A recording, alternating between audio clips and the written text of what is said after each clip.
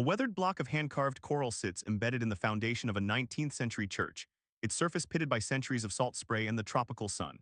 This stone represents the literal and metaphorical bedrock of a Pacific outpost that defied the odds of isolation. Honolulu is more than just a tropical getaway or a series of postcards showing Diamond Head at dusk. It is an engineering anomaly located 2,400 miles from the nearest continental landmass. This isolation defined the city. Look closely at the skyline today, and you see a dense thicket of steel and glass rising from a narrow volcanic shelf. Concrete mixers work 24/7 as 15 new skyscrapers rise simultaneously across the urban corridor. Helicopter aerial overcity reveals a grid of asphalt carved into the edge of a vast blue void. The story of this place begins not with tourism, but with the strategic necessity of a deep-water harbor. Long before the first skyscrapers arrived, the area known as Ku served as a modest fishing village. King Kamehameha I recognized the strategic value of this harbor in 1804. Ships from the Pacific fur trade needed a place to refit and resupply. The harbor was a natural gift, protected by a coral reef that only allowed entry through a narrow gap created by the NU letter 2BBU, a NU stream. This freshwater outflow prevented coral growth, creating a gateway for global commerce. Trade routes shifted forever. Foreign merchants soon flooded the dusty streets. In 1845, the capital of the Hawaiian Kingdom officially moved from Lahaina to Honolulu. Early architects like Isaac Adams began designing structures that blended European styles with local materials. They used coral blocks harvested from the surrounding reefs to build the K, a W, a I, a H, a letter 2BBO church. The city grew around the waterfront. This was a period of rapid demographic shifts. Whaling ships crowded the docks and the scent of sandalwood filled the air. By the late 1800s, Iolani Palace stood as a symbol of Hawaiian sovereignty and technological advancement. It notably had electricity and telephones before the White House in Washington, D.C. This era established Honolulu as a diplomatic hub. The dust never truly settled. Transitioning into the 20th century, the city underwent a radical reimagining of its natural landscape. Walter F. Dillingham, a titan of Hawaiian industry, changed the topography forever through massive dredging operations. In the 1920s, his company began the Waikiki Reclamation Project. Before this, Waikiki was a marshy wetland filled with duck ponds and taro patches. Workers used massive hydraulic dredges to carve the Alawai Canal. They pumped 200,000 cubic yards of mud and coral onto the wetlands to create solid ground. This $1 million project turned a swamp into the world's most famous beach destination. Land values skyrocketed instantly. Construction cranes soon dominated the horizon as the Royal Hawaiian Hotel rose from the sand. World War II accelerated this industrial shift. Pearl Harbor became a massive military complex, requiring millions of tons of concrete and steel. Following the war, the 1950s and 60s saw the birth of the jet age. Tourism exploded, necessitating a vertical city. Architect Vladimir Osipov introduced a style of tropical modernism that utilized natural ventilation. The Ala Moana Center, opening in 1959 at a cost of $25 million, became the largest open-air shopping mall in the world. It required massive structural pilings driven deep into the soft coastal soil. Engineers faced the challenge of building high-rises on a volcanic island. Growth became the only constant. The first Hawaiian center, reaching 429 feet, remains a landmark of this vertical ambition. Highway construction also reshaped the urban fabric. The H3 freeway, a $1.3 billion engineering feat, cut through the Ka'alau Mountains. It involved the construction of the Hirano tunnels, which are over 5,000 feet long. This road project faced decades of legal battles and environmental concerns. It represents the tension between modernization and preservation. Today, concrete mixers work 24/7 in the Kaka'ako district. This former industrial zone is now a forest of luxury residential towers. Each tower requires deep foundations to reach stable basalt. Developers spend billions on these smart glass structures. The skyline is constantly changing. Beneath the manicured lawns of the state capitol lies a complex network of utility tunnels and forgotten basements. Honolulu's infrastructure is a constant battle against the elements. Saltwater intrusion threatens the aging sewer lines that crisscross the downtown area. Maintenance crews work in cramped underground vaults to shield fiber optic cables from corrosion. The city's power grid is a unique island system, disconnected from any mainland support. It relies on a delicate balance of imported oil and increasing renewable sources. Large-scale battery storage facilities like the Kapolei Energy Storage Project are the new hidden engines of the city. These sites house rows of lithium-ion units that stabilize the frequency of the entire island. Power flows through invisible veins. Then there is the Skyline Rail Project.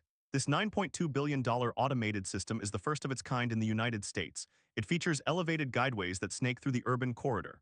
Workers used massive segment launchers to place concrete spans weighing hundreds of tons each. This project aims to alleviate the worst traffic congestion in the nation. It reflects a shift toward mass transit in a car-centric culture. One must also consider the Red Hill Underground Fuel Storage Facility. This massive engineering project, completed during the 1940s, consists of 20 tanks carved deep into the volcanic rock. Each tank is 250 feet tall and can hold 12.5 million gallons of fuel. This hidden reservoir was a strategic masterpiece that recently became an environmental crisis. Protecting the aquifer is now the primary mission. Water management is a critical invisible layer. The Halawa shaft is a vital component of the island's aquifer system. Engineers monitor the purity of the freshwater lens trapped within the volcanic rock. Political power has always dictated the flow of this infrastructure. From the plantation era to the modern state government, decisions were made in the backrooms of the Pacific Club. These power structures determined which districts received investment and which were left behind. Money follows the path of power. Climate change is the most significant threat to the future of Honolulu. Rising sea levels pose a direct risk to the low-lying Waikiki district. City planners are now discussing managed retreat and the elevation of critical streets. New construction projects must account for a 3-foot rise in sea levels by the end of the century. This has led to the design of resilient public spaces and advanced drainage systems. The Ward Village Master Plan in Kaka'ako is a glimpse into a high-density, walkable future. It features high-rise towers like Aali and Wea, which use sophisticated wind modeling to reduce the heat island effect. Architects are also looking back to traditional Hawaiian concepts of land management. They aim to integrate water runoff solutions that mimic natural patterns. The city is also a hub for undersea cable landings. These massive data pipes connect North America to Asia and Australia. They enter the island through hardened landing stations hidden in plain sight. This makes the city a critical node in the global digital economy. Technology bridges the oceanic gap. The future of Honolulu will be defined by its ability to adapt to a changing ocean. This is a city that rose from coral reefs and volcanic ash to become a global capital of culture and commerce. The evolution from a dusty harbor to a vertical metropolis is a story of constant reinvention. Every skyscraper and every tunnel tells a piece of that history. As the tide hits the ancient seawall, the city continues to look toward the horizon. The legacy of Honolulu is not just its beauty, but its resilience in the face of isolation. It remains a vibrant bridge between the East and the West. Humanity leaves a lasting mark. High-rise scaffolding towers are the new monuments. Architects pointing at models decide the fate of the coastline. Subway train arriving at stations signifies a new era of mobility. Drone flying through clouds captures a city that should not exist. Cargo ships in harbor continue the cycle of trade. Welding steel beams creates the skeleton of the future. The salt air remains the only constant. Every brick laid on this island is a victory over geography. Honolulu stands as a monument to human persistence in the middle of the vast Pacific. The story of this city is one of transformation against all odds. It is a modern phoenix built on a foundation of coral and volcanic stone. The city never stops evolving. Time-lapse traffic lights show the pulse of a living organism. Pedestrians crossing busy intersection represent the heartbeat of the Pacific. Operating heavy machinery is the music of the modern island. The Skyline cranes are the new palm trees. This is the secret history of a paradise rebuilt by engineers. It is a city of layers, from the ancient reefs to the fiber optic cables beneath the sand. Honolulu is a testament to the fact that isolation is not a barrier but a blueprint for innovation. The ocean defines the limits, but the city defines the possibilities. This urban experiment continues to push the boundaries of what is possible on an island. The journey from a fishing village to a megacity is complete, yet the work is never finished. Every generation adds a new layer to the concrete and glass. The sun sets behind the cranes once again. The lights of the skyscrapers flicker on, mirrored in the Pacific waters. This is the enduring spirit of Honolulu. It is a city that looks forward without forgetting where it came from. The coral blocks remain in the foundations. The future is written in steel. One day the ocean may reclaim the shore, but the story of this city will endure in the records of human achievement. Honolulu is the crossroads of everything. It is the heart of the Pacific. The transformation is absolute. The history is hidden no more. We see the city for what it truly is, a miracle of engineering. This is the legacy of the island metropolis. It stands alone yet connected to the entire world. The journey continues under the tropical sun. The city is alive. The city is Honolulu. Inside the glass towers, the future is being planned today. Outside, the waves continue their eternal rhythm. Balance between the natural and the man-made is the ultimate challenge. Honolulu has met that challenge for over 2 centuries. It will continue to do so for centuries more. The steel and stone tell the story. The people live the history. The Pacific remains the silent witness to it all. This is the story of a city like no other, a city of dreams and hard concrete, a city of isolation and global connection.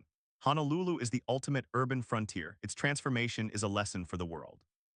Every street tells a story. Every building holds a secret. The city is a living museum of urban evolution. We are merely the observers of its grand design. The sun rises over Diamond Head, illuminating a new day of construction and change. The cranes begin to move. The city breathes. Honolulu is ready for the future. The transformation continues. It is a never-ending story of human ambition, the coral, the steel, and the sea. These are the elements of Honolulu. This is the untold story of a Pacific powerhouse. The city is a masterpiece of modern engineering. Its history is carved into the very rock of the island. Honolulu stands proud. It is the jewel of the Pacific. The story of its transformation is finally told.